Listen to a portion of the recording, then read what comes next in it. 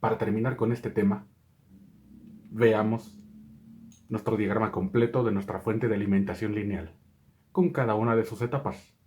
Tenemos la etapa de transformación, la etapa de rectificación, filtrado y regulación. Para la etapa de rectificación no olvidemos que los diodos deben de apuntar hacia el lado derecho y se conecta el transformador arriba y abajo. La derecha será la terminal positiva, la izquierda será la terminal negativa. Ahora, en la línea punteada de color verde, podemos ver cómo se dividen las etapas. Y aquí podemos ver la correspondencia de cada una de las señales. Es decir, a la entrada de la etapa de transformación, tenemos nuestra señal del tomacorriente con un voltaje grande con una cierta frecuencia. Tenemos la etapa de transformación. Y a su salida, tenemos esta señal con el voltaje reducido, pero con la misma frecuencia. Esta salida de transformación será la entrada de la etapa de rectificación. Así que después de la etapa de rectificación, tenemos esta señal, la rectificación de onda completa. Esta salida de rectificación será la entrada del filtrado. Y a la salida del filtrado tenemos esta señal con el voltaje de rizo, con un voltaje máximo y un voltaje mínimo. Esta señal es la entrada de la etapa de regulación y a la salida finalmente obtendremos una línea recta que es nuestro voltaje de corriente directa, cumpliendo la finalidad de la definición de fuente de alimentación lineal, es decir, convertir una señal del tomacorriente, el voltaje de nuestro tomacorriente de corriente alterna, a un voltaje de salida de corriente directa.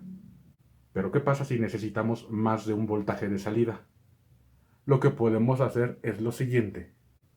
Compartiendo etapas de transformación, rectificación y filtrado, podemos conectar en paralelo un segundo regulador de voltaje.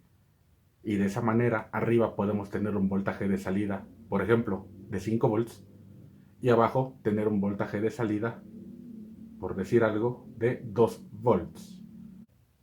De esa forma, con la misma fuente de alimentación lineal, no necesitamos un segundo transformador, ni un segundo devanado o un segundo rectificador, pues estos nos proporcionan un voltaje y nos proporcionan ajustes de la señal. Solo debemos de considerar que a la salida del rectificador tenemos un voltaje máximo.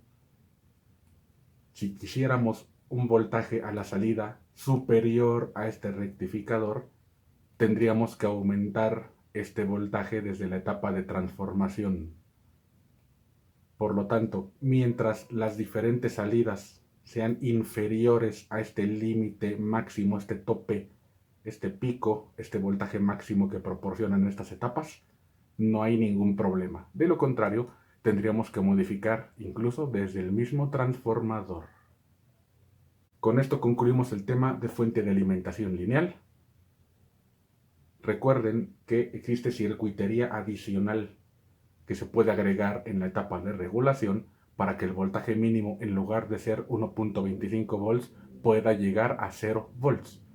Pero como lo comentamos en su momento, esa circuitería adicional es para puntuación adicional.